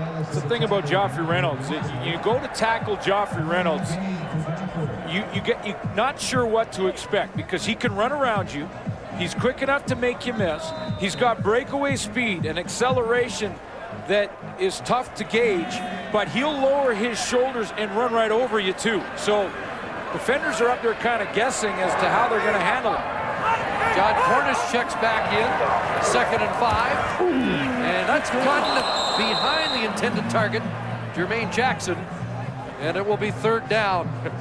That was a fastball from Henry Burrs, and Jermaine Jackson turned around and that thing whizzed by him. He probably heard it more than he even saw it, because when you throw the ball that hard, Matt Dunnigan will tell you this, you can hear the ball before you even see it. It's whistling through the air. And that one had some heat on it. The Eskimos need a spark right now. Only Fred Reed has more all-purpose yards this year than Tristan Jackson. But he won't get his hands on this. It'll be Jason Goss, and Mark Kalist has had quite a day on the cover teams back in the Calgary lineup. The new gunner. Well, for every sack in today's game, Purelator donates the quarterback's weight in food to a local food bank. Purelator, where business is going. And just one sack to report, that by Greg Peach, actually on a misplayed shotgun snap. Yeah, this race is wide open too. You know, no one's really separating from the pack. There's 3 in front there, but John Chick helping Vaughn, Saskatchewan into the lead yesterday with that monster game. Again, they dump it off, but again, Erkey Whitlock is jolted and can't hang on. If there weren't defensive problems in Calgary, they are not apparent right now. yeah, and they brought in some help, and they did a little shuffling. And I think this is, again, Malik Jackson who's going to make this play. Whitlock comes out of there on the screen, and he closes in a hurry. It's his man clearly in the play because it tracked him the whole way, but he arrived quickly. 2nd and 10.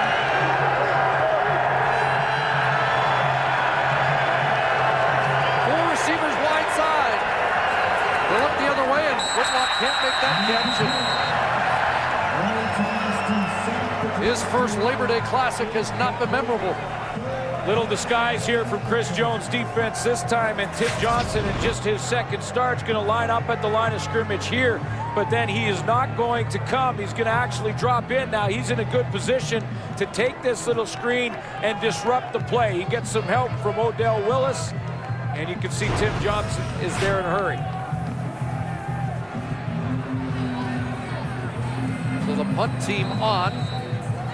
And again, Calgary's going to enjoy a short field in all likelihood.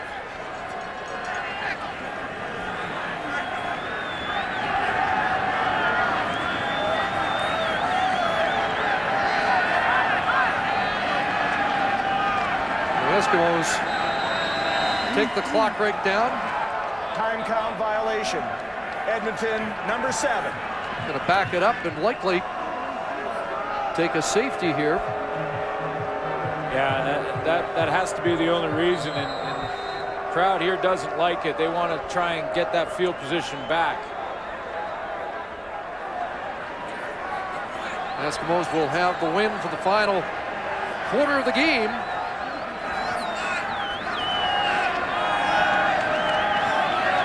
But is this out of reach? As Prefontaine will try and run off a few more seconds. And Rob Cote pushes him out. And it's now a 24-point Calgary lead. Well, you know, I mean, the decision to give up the safety, you can argue, is a good one.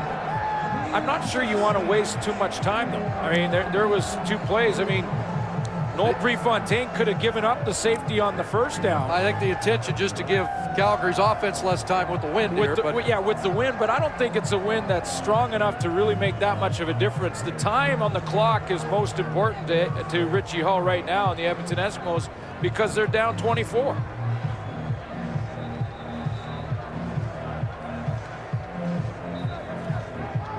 Going into a half, it's a different story, right? Because you come back and it starts again, the kickoff. So just thinking about your story in 1983, Richie Hall's first game. Yes. As a Stamp, I think his first Labor Day Classic's given him the same feeling. The only difference is he's not going to get cut. Well, not a concern this time. Yeah, his team has been down before, but you just get a sense that this Calgary Stampeders football club has a little more jump in their step after 3 quarters.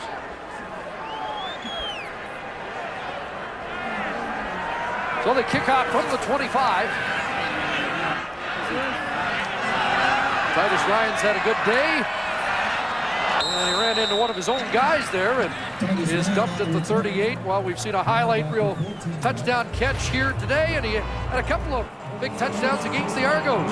Yes, he did. He was a pair of touchdowns for the Calgary Stampeders. And, you know, was a front runner for our Gladiator as that was a Friday night. Nick Lewis won the award because he made that great block on Zeke Moreno.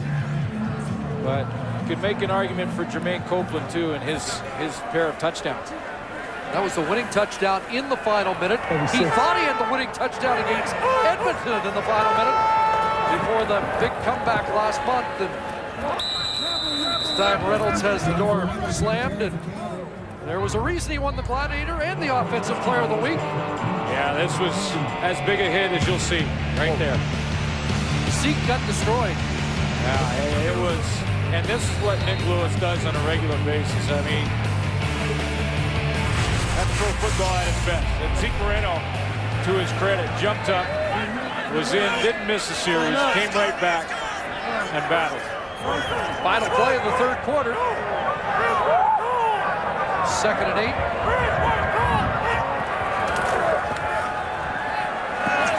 And Reynolds out of the backfield makes the first man miss, and the second, and gets enough for a first down. And it's been that kind of day for Joffrey Reynolds and for the Eskimos.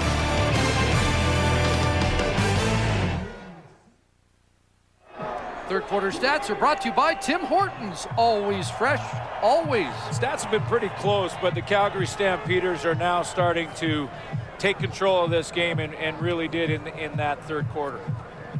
This more one-sided than I think we anticipated. Last year, you could say, well, Burris and Dickinson got hurt, and that's why Edmonton won big, but it's been a team on a mission today. Yeah, it really has. I think the Calgary Stampeders are winning this game in the trenches with their offensive line, number one, 124 yards combined offense for Joffrey Reynolds alone. That's out of the backfield, catching and running the football. But I like the play of Demetrius Sumpas and Jesse Newman, two guys in that interior of that offensive line that are really taking control. First down up at the 50-yard line, and they fake to Reynolds. There's Nick Lewis, and he'll be dragged down close to another first down. Lenny Williams, the tackle. Well, Nick Lewis is doing what he usually does in a game, play physical. Oh, how about that? Just ran over Lenny Williams there, and then the crosser up top catch over the middle goes down. Here's a guy who has fun playing the game, doesn't he? Yes, he does. And he is able to kickstart a team when it's in a lull, and well, he's just kind of the emotional heartbeat of this Calgary team. Got close enough to get a measurement here as the chains come across from the far side. Last two games of the season, Nick Lewis, 250 yards. His numbers aren't jumping off the page to this evening. Copeland's numbers are, but Lewis in the last two coming in, 250 combined. You mentioned it, Copeland has his 9th touchdown of the season. Nick Lewis still looking for his first, but the numbers otherwise are just about equal. Yeah, and when you're adding up in 2 games 500 yards of offense, you're playing with tremendous confidence. Calgary Stampeders in their history have had good slot back combinations. Have they ever? Second and short in the eye. First man was Reynolds, bounced off contact and then gets pushed back. See what they give him for forward progress. And if they spot it right on the 50, it should be enough. Boy, even Eric Taylor walked up to Joffrey Reynolds there and kind of gave him a hand slap saying, "You've been tough today." Because they had him in the backfield there, and he made a guy miss. Chains come back out. There should be enough. Some of the great slot backs that have played for the Calgary Stampeders, Alan Pitts being the number one. There's the first down for Calgary. But they have had some great tandems, and we're in the midst of another one here. Pitts and Dave Sapunjas, a couple big years for them. 1995, over 3,000 yards combined. There's Copeland Lewis in 05, and the pace that they're on now is going to get very close. I wouldn't mind a team with Alan Pitts and Terry Vaughn either. Cornish, and another good burst, and they are moving the football against what is looking more and more like a demoralized Edmonton defense. Well, the big improvement right here for John Hufnagel's squad has been their offensive line's been very good here this evening. George Cortez has got a new formation that he's been working. Joffrey Reynolds and John Cornish, and big boys up front are doing their jobs. 2nd and 3. And there's a completion. Copeland taken right down by Kelly Malvo, but it should be a first down. And here's a guy who, you know, it's interesting. It often seems that he doesn't get the credit that he deserves. And when I say that, everyone was talking to him about losing last year in Labor Day, and he kind of reminded people, well, I was hurt. You got to remember that, and didn't play the game.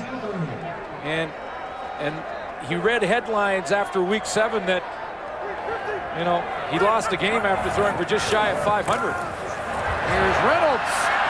Another burst. Flags flying. There's one in the offensive backfield, one in the defensive backfield, and it negates an 18-yard romp.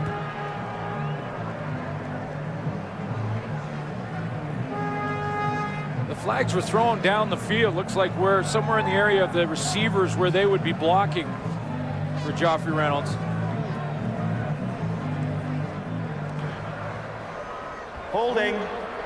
Calgary number 80. 10-yard penalty. Repeat. First down.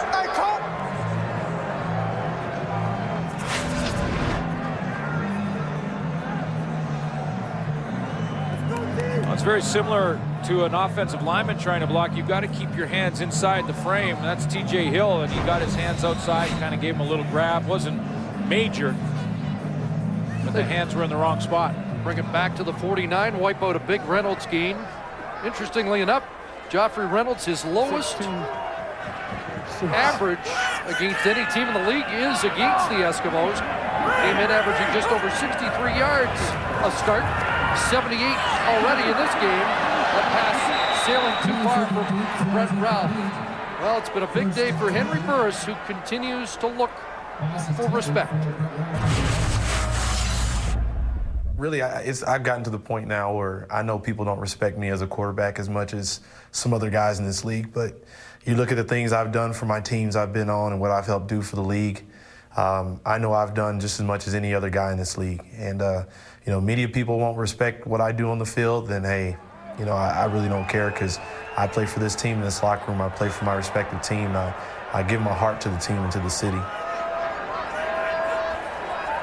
A little surprised by those comments because there's Reynolds again. Boy, he's having a day, and finally brought down by Elliot Richardson.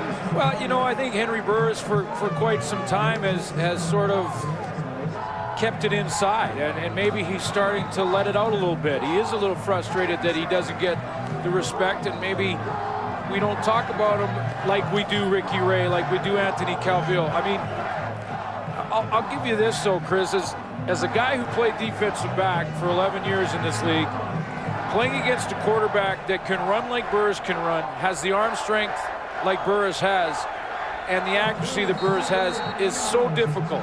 And that triple threat from Henry Burris puts him among the elite quarterbacks in the league. Being Grey Cup MVP.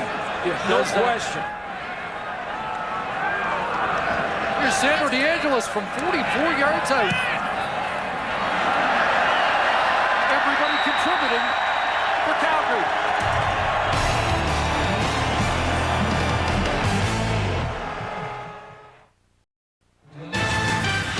The NFL season kicks off Thursday, and TSN has you covered for the season opener as the Tennessee Titans face off defending Super Bowl champion Pittsburgh Steelers and Stephon Logan. Yeah. That'll be fun to watch. What a preseason Stephon Logan had. Congratulations to him. Live coverage 8 Eastern, 5 Pacific. And they'll be watching at 5 Pacific in Vancouver. Marky Whitlock back to the 38-yard line.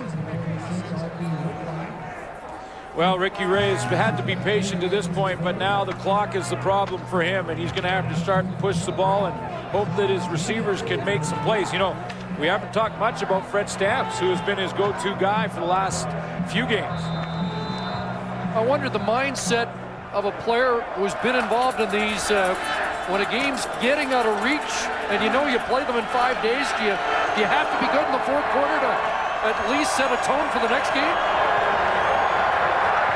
Ricky Ray underneath again, and another drop. Maurice Mann, who's been his most reliable target today.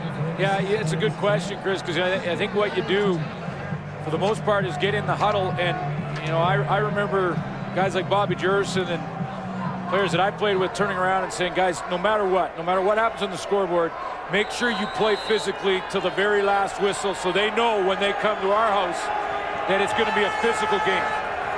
2nd and 10, and the timing botched on that as the ball was sailing past Fred Stamps before he made his cut. I think Ray wanted Fred Stamps to sit down in the hole to read that on the fly and break off his out route and just sit there, and Stamps stayed with it, and that ball just falls to the turf incomplete. Edmonton had won 4 of the last 5. But when this game is done, it looks like we've got a 3-way tie for first in the West. With BC back in the fight in the West. Yes, they are. 2 points back. Prefontaine sails it. Titus Ryan got an illegal block to spring him, and he's gone, but it's coming back.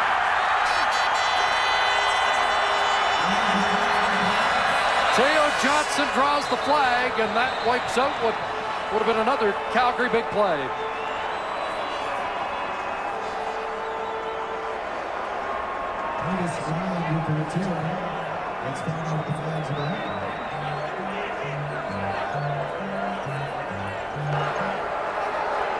Illegal block.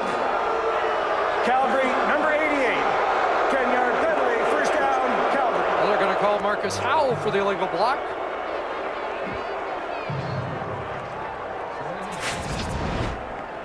It's going to come from the left of your screen. And I thought it was actually Jermaine Jackson. So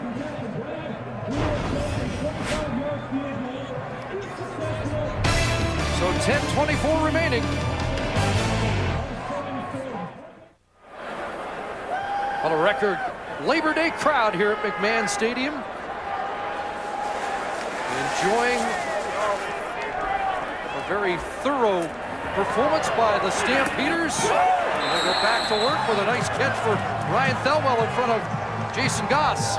Well, yeah, and a record because of the temporary seating that is put in for the Grey Cup Championship. And if you're just joining us, Scott Ackles, the president of the club, announced in the third quarter that the Grey Cup Championship is now sold out. So sold out by Labor Day. The temporary stands is what pushed it over. A lot of fans are in the concourse area and enjoying this game in different ways. Well, that area was sold out by the World Skills competition that was here in Calgary. An international crowd came to get a taste of the game, and I think they have decided that the Stampeders have this one well in hand. Well, the defenses in this game stepped up early on. In the first quarter, both defenses played well, and it took a while, but in the third quarter is really when Henry Burris kind of took control of the game. He got Joffrey Reynolds involved. If you were going to find a sort of a gladiator of the game in this one, it would probably be Joffrey Reynolds or one of the offensive linemen, the Calgary Stampeders. You save that watch for Friday. You got it. Burris a pump. And now throws a strike. There's Jermaine Jackson.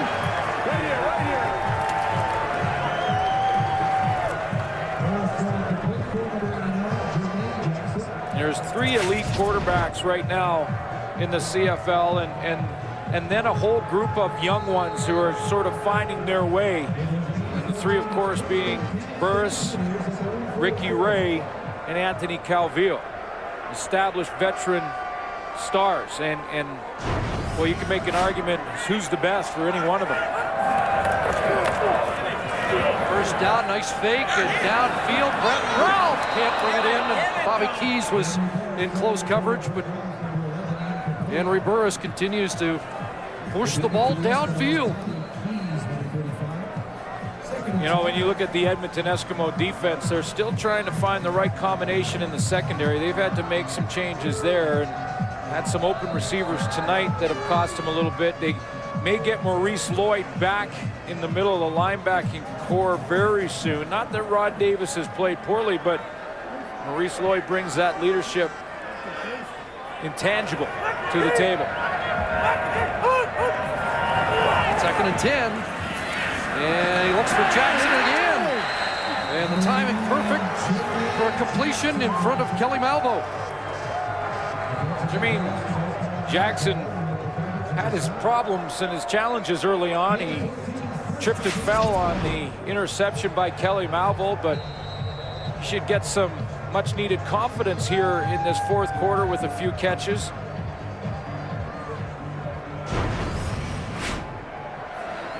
Talked to Henry Burris about Jackson earlier this year, and you really like the combination of size, speed. He's a physical receiver. Cornish inside, and he'll plow to the 46. I talk about the stars, the 3 quarterbacks that are the stars. Look at Henry Burris has now moved into 11th spot all time.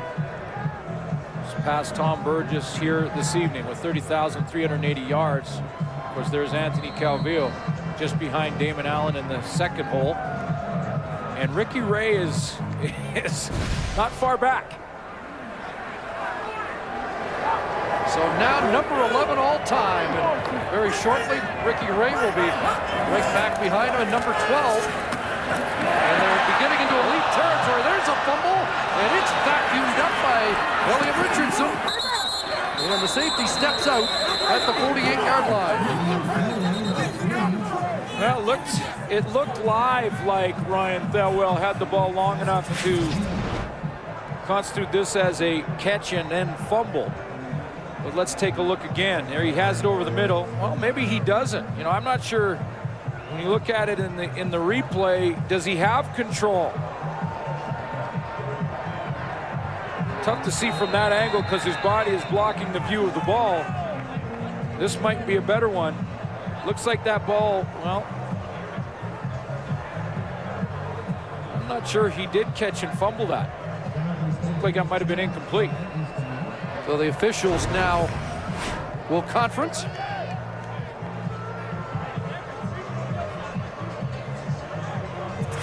And the challenge flag is down.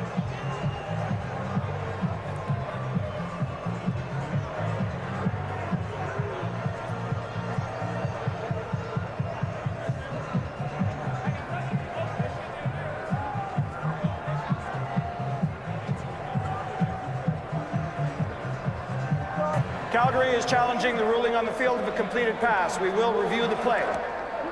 Question right there is, does he have it long enough there? And secured. And secured. Does he have control of the ball? And you know, I like these plays because now we've got kind of a test case for the next time something like this happens, and you can refer back. But that's, you know, interesting though that a coach, that John Hufnagel, is challenging that he'd like to see it be called incomplete.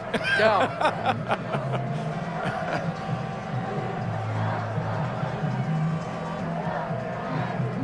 But you know, you have to maintain possession of the ball through that first initial contact. Here's a brand new look.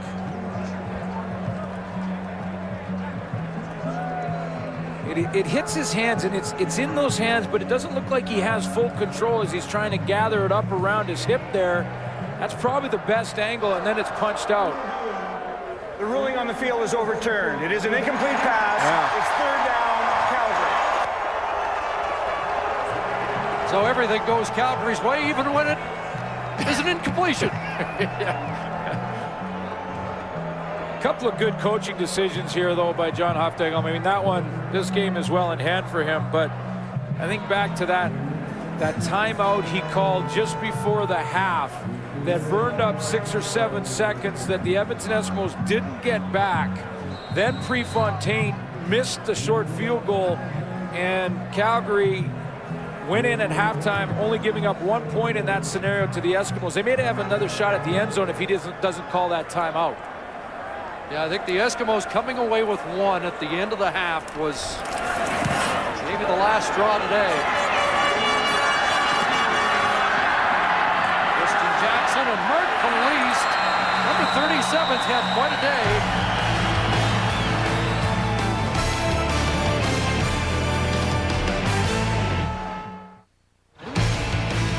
The CFL on TSN is brought to you in part by Rona, proud sponsor of the CFL. Rona, doing it right since 1939. The Edmonton Eskimos had traveled down highway number 2 and won 7 of the last 10 Labor Day Classics. Different story here today. 29-2. Well, and no one was really sure what the Calgary defense was going to do tonight, facing Ricky Ray and what he's capable of in the passing game. Archie Whitlock was coming off a couple of good rushing games. And there were changes in the defensive side of the ball for the Calgary Stampeders. 3 first downs in the second half, 21 yards rushing the entire game for Edmonton. And Maurice Mann had a foot out of bounds, and it's no catch. A couple of unsung heroes in this game for the Calgary Stampeders. I like the play of Keon Raymond at corner. The Edmonton Eskimos have not been able to exploit that change in the lineup for the Calgary Stampeders. Mann was out of bounds on that catch, so it'll be 2nd and 10. And Ricky Ray, who had 11 straight completions at one time of the game, incomplete on his last 7. Last week at the comeback against Hamilton, he clicked on his last 6 to help lead them to the come-from-behind win. There's a completion, and Kamau Peterson takes a jolt from Jawan Simpson, showing his range. 25-yard pickup for Kamau. I got to try and grab yardage in chunks here. Kamau Peterson just gets in behind the linebackers. Tim Johnson a little bit shallow in his drop. Boy, did he take a wallop there.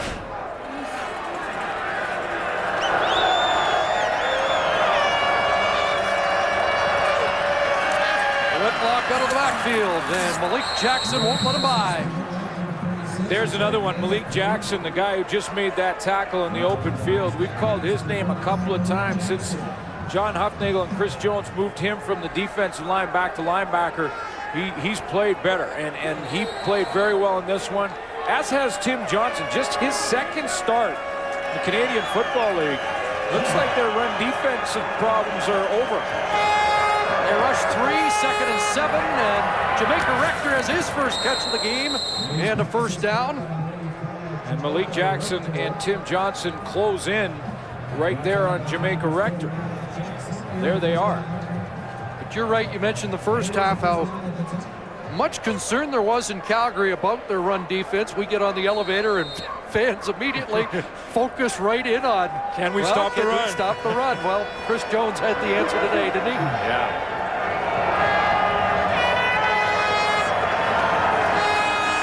Ray steps up, and another completion to Andrew Nowacki, and well, they did stop the run last week, and some wondered, well, the Argos kind of abandoned it. They ran 7 times in the game, but this is 2 weeks in a row, and that might be a trend in this league.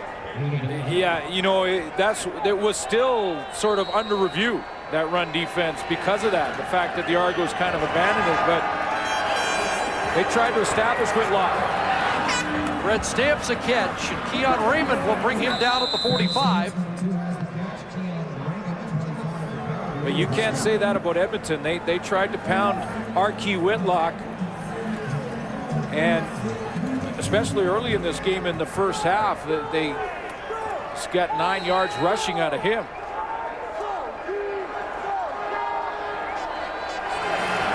First down at the 44, the draw to Whitlock, best run of the day. And a first down to the 33. Well, they may pick up some yards on the ground here now because they're dropping deep to play the pass. 3-minute warning here in the Labor Day Classic.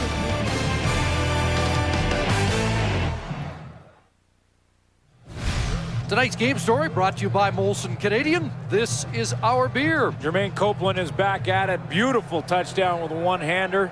He leads the league in touchdowns now. And, you know, when you go 456 yards of total offense. Ricky Ray couldn't find anybody. Now Whitlock, the safety valve, jolted out at the 20-yard line. Calgary Stampeders with that balanced attack. 456 tonight. Week 7, 519. I think the Grey Cup champs on offense are back and rolling. Saw that graphic with all those white horses. It has been a stampede. Yeah. John Huffnagel really savoring it. He's probably already thinking about the rematch. Eskimo first down. And Ray with the flag down. Gonna do some wandering. And now a feet first slide. And we'll check out the penalty flag on the field.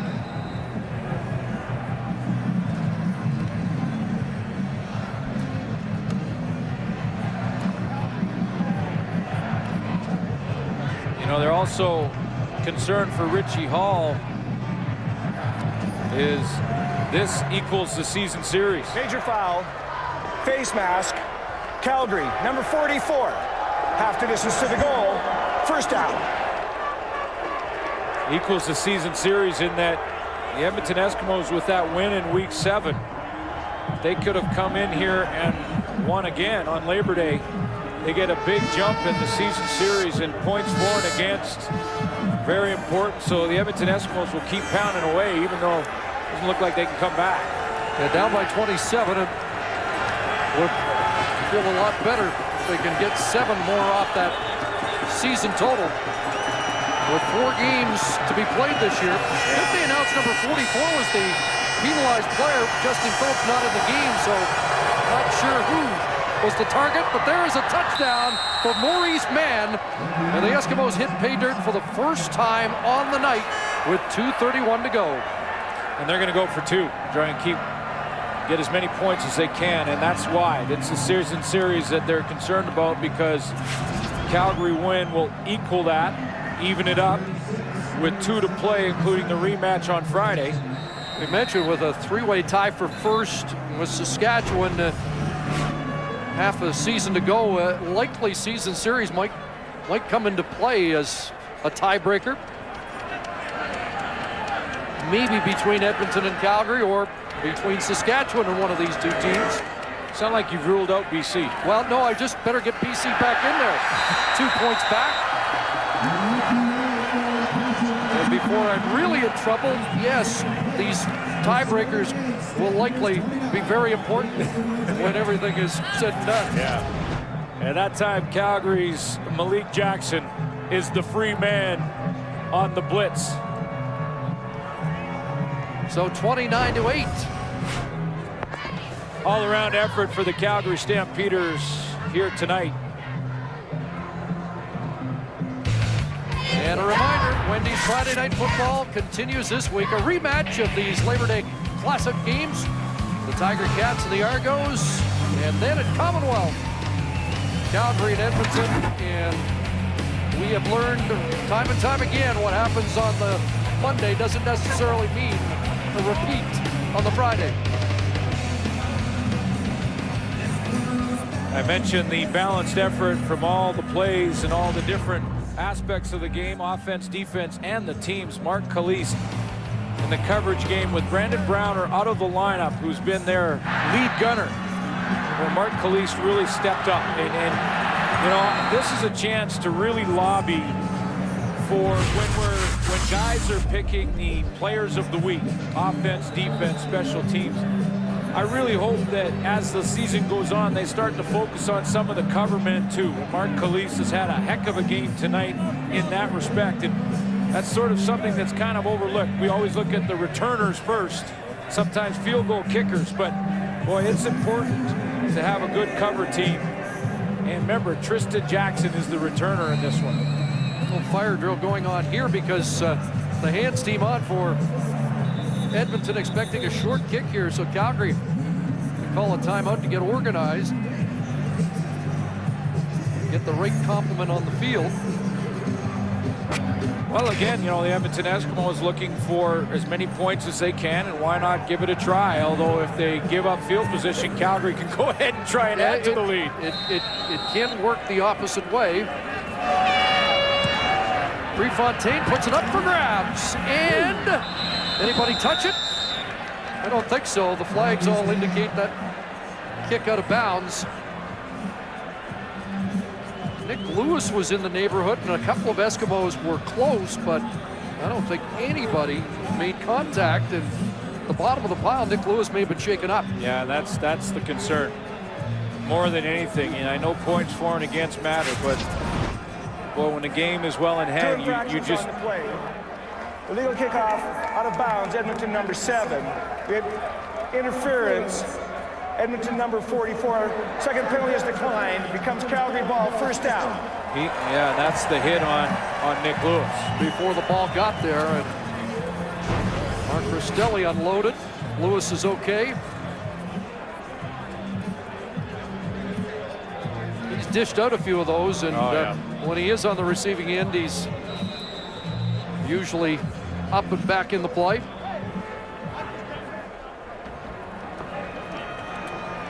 He could take the rest of the night off, couldn't he?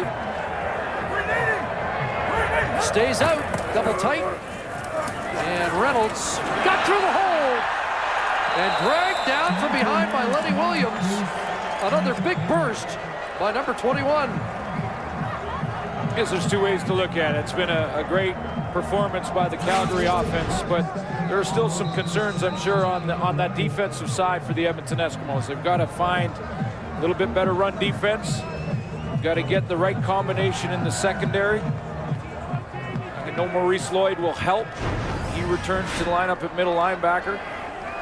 But that's sort of the expertise of Richie Hall. He's a defensive mind. A quick move there by Eric Taylor out of the starting blocks a little too quickly. Joffrey Reynolds closing in on 100. He's 19 for 94. Offside. Edmonton, number 79. 5-yard penalty. Repeat, first down. Nick Lewis is hitting everybody on the field. Yeah, he's hitting everybody and he's talking while he's doing it.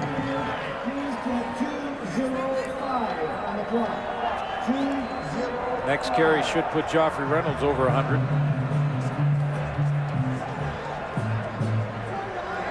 So it'll be a 1st and 5, and again Reynolds closing in on what would be his 23rd career 100-yard game.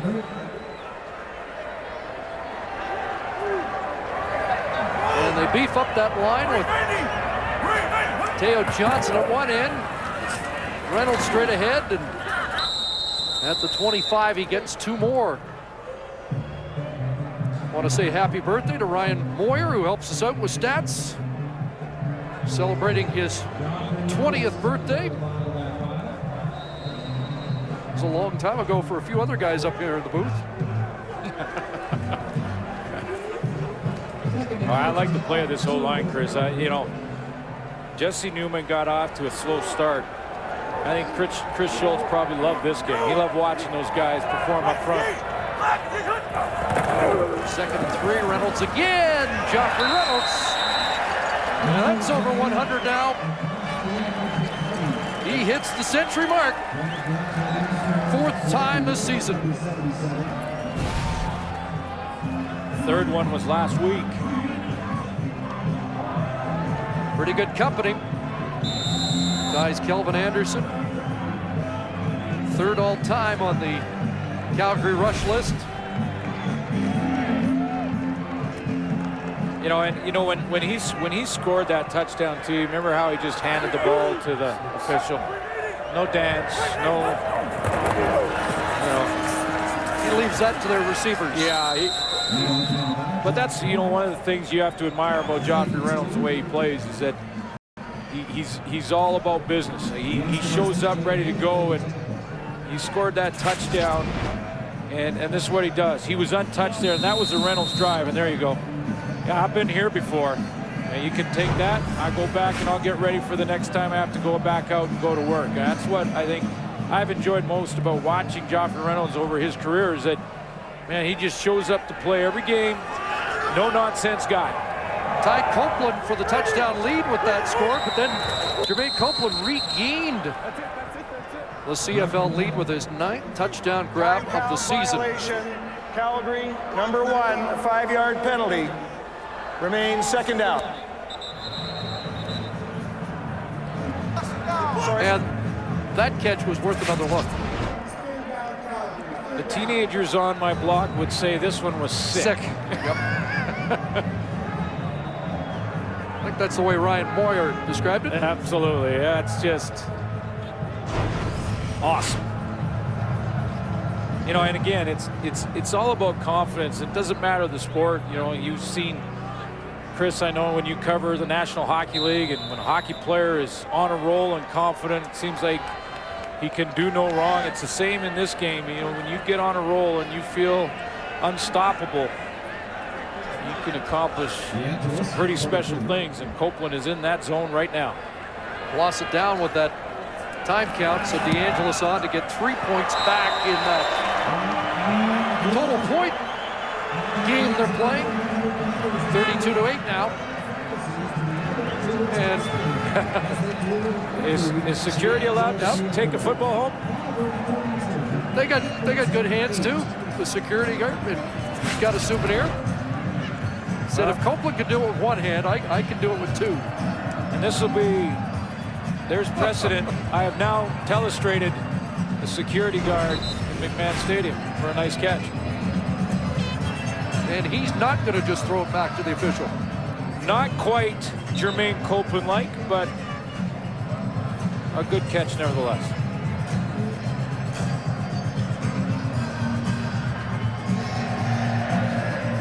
Producer John Hines reminding us of when Dave Randorf had a chance to make a catch here and dropped it.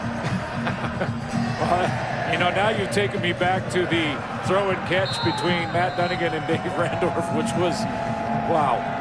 Watches were flying, wrists were getting broken. That was ugly to watch. I know he's happy I brought that up again. Andrews, line drive boot, flagged down by Whitlock. And Harkey stripped to the football again. Looks like the Eskimos got it back. Mark Calise looking skyward in frustration. He thought they had another. Just that close. I was wondering if he was the guy who was close to stripping it there.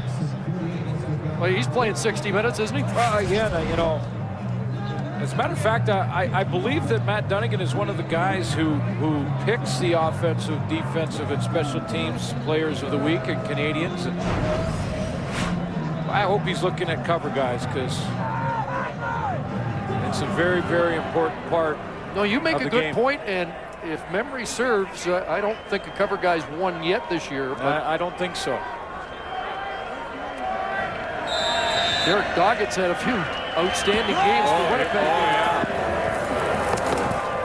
Jason Araki, who got a game ball for the BC Lions on Friday night. Another.